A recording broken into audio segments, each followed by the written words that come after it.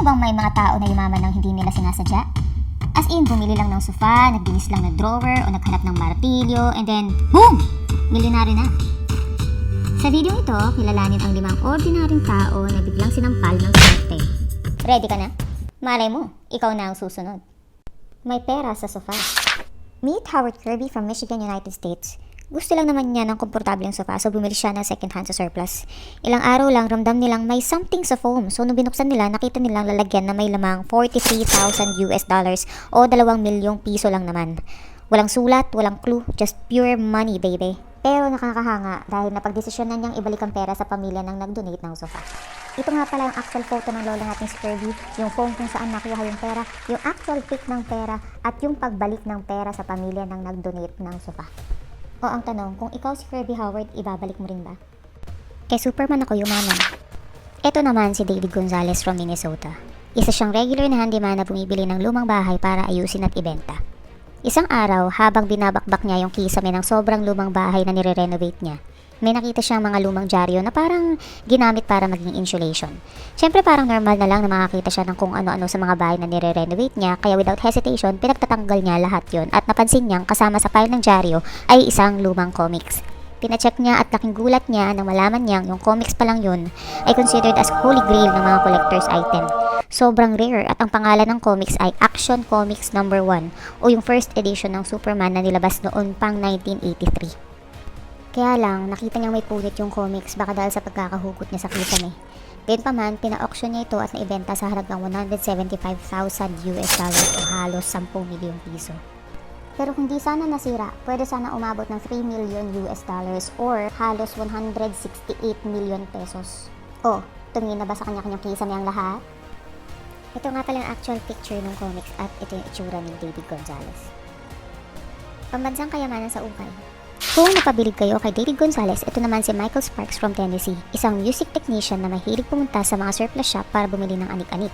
So gaya ng weekly niyang ginagawa, this time bumili siya ng candelabra, set na nalagyan ng asin at paminta, at meron din siyang napansing napakalumang dokumento na halos naninilaw na sa pagkaluma. Pinili niya yung dokumento ng $2.48 o halagang 126 pesos lang.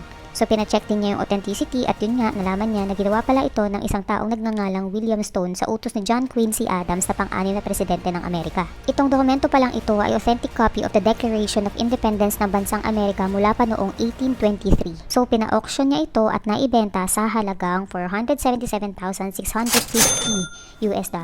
o halos 28 million pesos sa isang investment firm. Milyonaryo dahil sa martilyo. From Amerika, pumunta naman tayo sa England. Meet Eric Closs, retiradong magsasaka. Nakareceive siya ng metal detector bilang regalo para sa retirement niya. Then one day, yung kaibigan niyang magsasaka, nakiusap sa kanyang hanapin yung nawawala niyang martilyo. Noong unang tumunog ang metal detector niya, nakahukay siya ng mga silver na kutsara at gold coins. Tinigilan niya ito at nireport sa mga archaeologist na siyang nagtuloy ng paghukay at doon tumambad ang iba't ibang alahas, gold coins at marami pang silver na kutsara. Napag-alaman nang nagmula pa ito sa Roman Empire 1,600 taon na ang nakalipas at tinawag ang discovery niya ng The Hoxne Hoard dahil ito ang pinakamalaking Roman treasure na nahanap sa Britain.